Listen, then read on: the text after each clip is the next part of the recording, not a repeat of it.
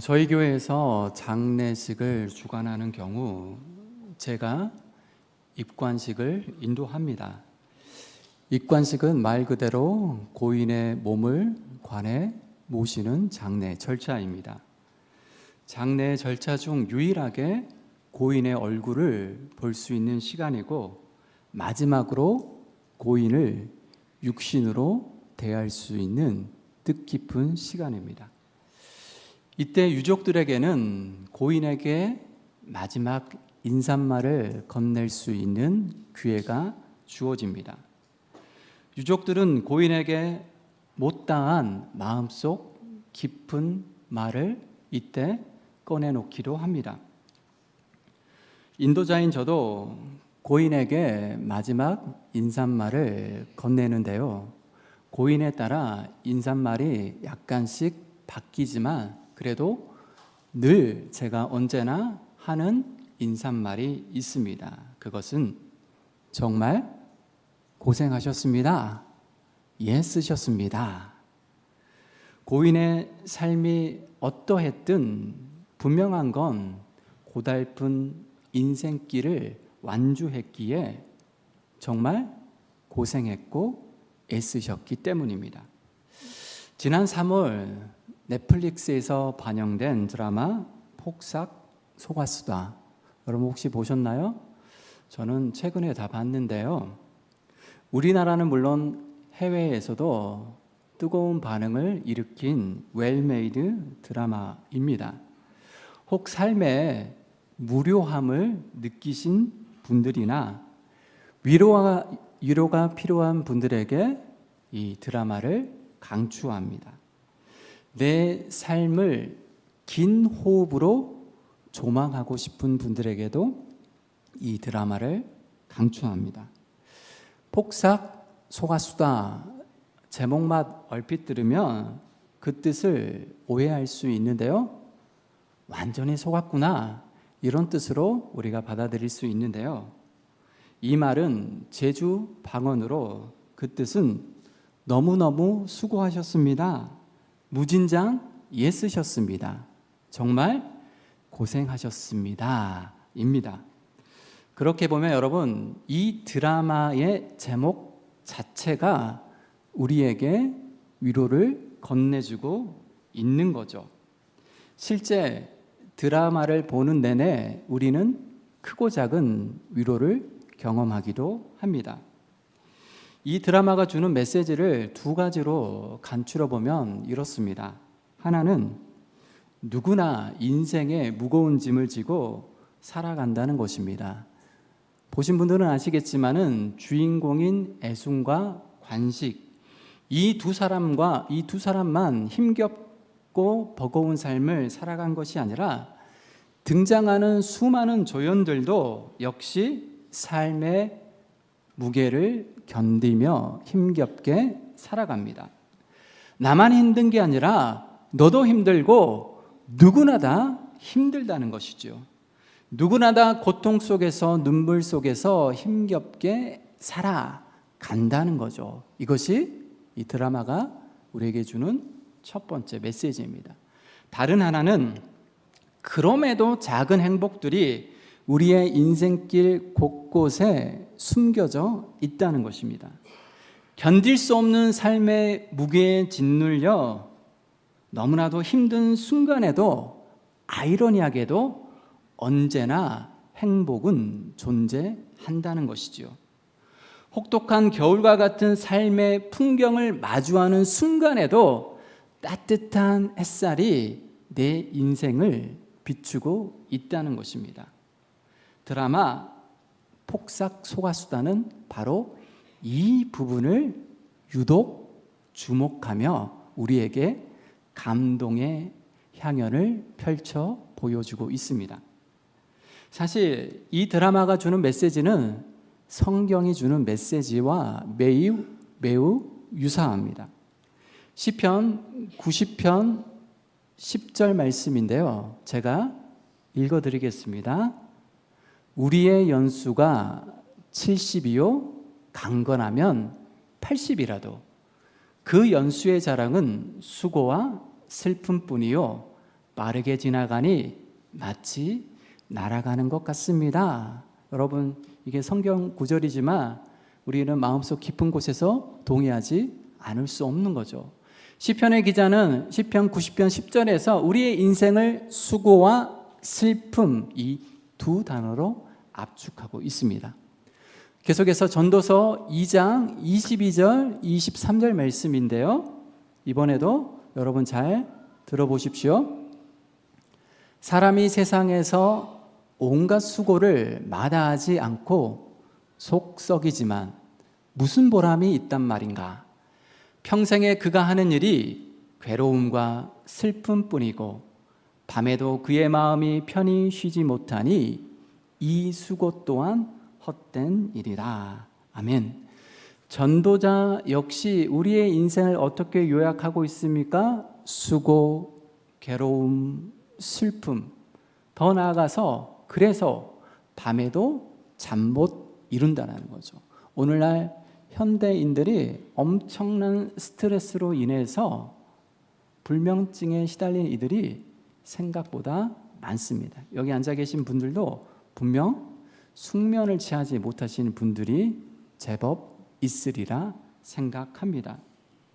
나만 힘든 게 아니라 너도 힘들고 우리 모두 다 수고로운 인생길을 걸어가고 있습니다. 따라서 우리는 나 자신에게도 스스로에게도 그리고 사랑하는 가족들에게도 더 나아가서 타인들에게도 이웃들에게도 언제나 폭삭 소가수다.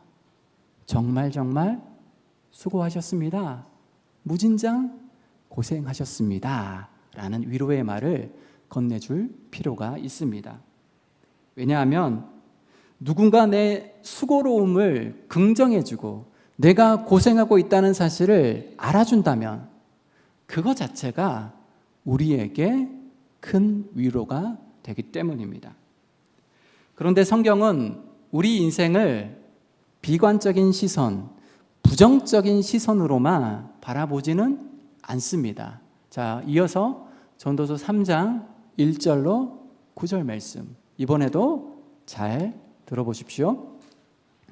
모든 일에는 다 때가 있다. 세상에서 일어나는 일마다 알맞은 때가 있다. 태어날 때가 있고 죽을 때가 있다. 심을 때가 있고 뽑을 때가 있다. 죽일 때가 있고 살릴 때가 있다. 허물 때가 있고 세울 때가 있다. 울 때가 있고 웃을 때가 있다. 통곡할 때가 있고 기뻐 춤출 때가 있다. 돌을 흩어버릴 때가 있고 모아들일 때가 있다.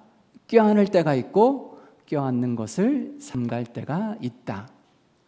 찾아 나설 때가 있고 포기할 때가 있다. 간직할 때가 있고 버릴 때가 있다. 찢을 때가 있고 꿰맬 때가 있다. 말하지 않을 때가 있고 말할 때가 있다. 사랑할 때가 있고 미워할 때가 있다. 전쟁을 치를 때가 있고 평화를 누릴 때가 있다. 사람이 애쓴다고 해서 이런 일에 무엇을 더 보탤 수 있겠는가? 아멘. 오늘 저와 여러분은 인생의 어느 때를 지나가고 있습니까? 평화를 누릴 때, 사랑할 때, 기뻐 춤출 때, 우리 인생에 이러한 삶의 풍경들만 펼쳐진다면 좋겠지만 여러분, 우리가 원치 않는 상황, 우리가 원치 않는 때도 얼마든지 발생할 수 있다는 사실, 그것도 내가 예기치 않는 순간 불쑥 찾아올 수 있다는 사실, 그것도 한두 개 찾아오는 것이 아니라 연거푸 찾아올 수 있다는 사실, 우리는 이러한 인생의 진실을 마주할 때가 많습니다. 오늘 전도서 기자가 이야기하고 있듯이 다행히 우리 인생 여정 속에 웃을 때가 있고 기뻐 춤출 때도 있고 사랑할 때도 있고 평화를 누릴 때도 있습니다. 지독한 어둠 속에 갇힌 순간에도 따스한 희망의 햇살이 여전히 우리 삶을 비추고 있다는 거죠. 우리가 흔히 자주 하는 말 중에 이 또한 지나가리라, 이때가 영원할 것 같지만 반드시 종착점은 찾아오기 마련이고 지나가기 마련이라는 거죠. 어쩌면 우리가 느끼지 못하는 순간 행복의 햇살은 우리를 비추고 있고 이미 하나님의 위로와 하나님의 사랑과 하나님의 은혜가 우리에게 부어지고 있는지도 모르겠습니다. 긴 호흡으로 바라보면 괴로운 순간에도 행복한 순간은 존재하기 마련입니다. 앞서 살짝 언급했듯이 드라마 폭삭 소가수다는 해외에서도 뜨거운 반응이 있는데요. 폭삭 소가수다 영어 제목이 이렇습니다. When life, 삶이 gives you, 너에게 줄지라도 tangerines, 귤을 줄지라도. 이게 무슨 말일까요? 삶이, 인생이 너에게 tangerines, 귤을 줄지라도. 자, 이 제목을 이해하기 위해서는 철학자 엘버트 허버드의 명언을 살펴볼 필요가 있습니다. 이 엘버트 허버드가 이런 이야기를 한 적이 있습니다. 우리에게도 잘 알려진 명언입니다. When life gives you lemons, make lemonade. 삶이 너에게 레몬을 줄 때 make lemonade, 레모네이드를 만들어라. 여러분, 레몬 하면 무엇이 떠오릅니까? 신맛이 너무 강하기 때문에 한 입 깨무는 순간 얼굴을 찡그릴 수밖에 없습니다. 그런데 그 신 레몬으로 레모네이드를 만들면 어떻습니까? 레모네이드는 달콤하고 시원합니다. 자, 이제 다시 이 엘버트 허버드의 말을 해석해 봅시다. 삶이 신 레몬을 줄 때 달콤한 레모네이드를 만들라라는 뜻입니다. 위기를 기회로 삼으라는 것입니다. 인생의 시련과 역경을 오히려 내가 더 성장할 수 있고 행복을 일구어갈 수 있는 통로로 만들라라는 것이죠. 삶을 긍정하라는 메시지입니다. 자, 이제 우리는 폭삭 소가수다, 이 영어 제목을 살펴볼 차례입니다. 자, 레몬이 뭘로 바뀌었습니까? 레몬이 텐저린으로 바뀌었습니다. 레몬이 귤로 바뀐 거죠. 이 귤은 이 드라마의 배경이 되는 제주도의 특산품이기 때문입니다. 삶이 너에게 신 귤을 줄 때 귤청 에이드를 만들라는 것입니다. 삶의 시련과 역경에 굴하지 말고 오히려 그것을 발판 삼아 행복을 일구어 가라는 것입니다. 위기를 기회로 삼으라는 것입니다. 사실 이 드라마의 주인공들이 혹독한 시련과 아픔을 마주하는 그 순간에도 좌절하지 않고 굴하지 않고 오히려 그것을 통하여서 그것을 발판 삼아 행복을 일구어가는 감동을 우리는 드라마를 통해서 확인할 수 있게 되는 거죠. 자, 이제 우리가 던져야 될 핵심 질문은 이것입니다. 삶의 위기가 어떻게 기회로 바뀔 수 있을까요? 레몬을 어떻게 레모네이드로 바꿀 수 있을까요? 귤을 어떻게 귤청 에이드로 바꿀 수 있을까요? 내 삶에 불쑥불쑥 찾아오는 고난과 시련을 어떻게 행복을 일구어갈 수 있는 재료로 바꿀 수 있을까요? 오늘 본문이 사실 이 질문에 대한 해답입니다. 우리 마태복음 11장 28절 말씀 화면을 통해서 같이 한번, 저만 읽는 게 아니라 여러분도 같이 한번 읽어보도록 하겠습니다. 수고하고 무거운 짐진 자들아 다 내게로 오라. 내가 너희를 쉬게 하리라. 아멘. 다행히 예수님께서는 우리의 인생을 적확히 꿰뚫어 보고 계십니다. 우리의 인생이 수고하는 인생, 무거운 짐을 지고 살아가는 인생임을 정확하게 이해하고 공감하고 계십니다. 우리의 삶의 형편은 각각 다르지만 우리는 각각 수고하고 무거운 짐진 자들로 이 땅을 살아가고 있고, 그 삶의 형편을 깊이 공감하시고 위로하시기 위해서 우리에게 끊임없이 말씀하시는 분, 그분이 예수 그리스도입니다. 그래서 우리에게 이 시간 말씀하십니다. 수고하고 무거운 짐진 자들아, 다 내게로 오라. 여러분, 예수님은 수고스러운 우리의 인생을 방관하거나 구경만 하시는 분이 아니십니다. 내버려 두시는 분이 아니라는 거죠. 우리가 수고로움과 인생의 짐에 짓눌려 허덕일 때 끊임없이 우리를 부르신다라는 거죠. 우리의 아픔을 깊이 공감하시는 분이십니다. 한 사람도 빠짐없이 그래서 우리를 당신의 삶의 자리로 부르시는 거죠. 다 내게로 오다. 왜 부르십니까? 내가 너희를 쉬게 하리라. 진정한 쉼과 평안과 안식을 주시기 위해서 우리를 끊임없이 부르신다는 거죠. 우리의 이름을 부르며 누구누구야 정말 고생했다. 오늘 하루도 얼마나 힘들었니? 내가 너를 편히 쉬게 해줄게. 나에게로 오렴. 예수님은 언제나 우리를 부르시는 분이십니다. 나만 힘든 게 아닙니다. 너도 힘들고 우리도 힘듭니다.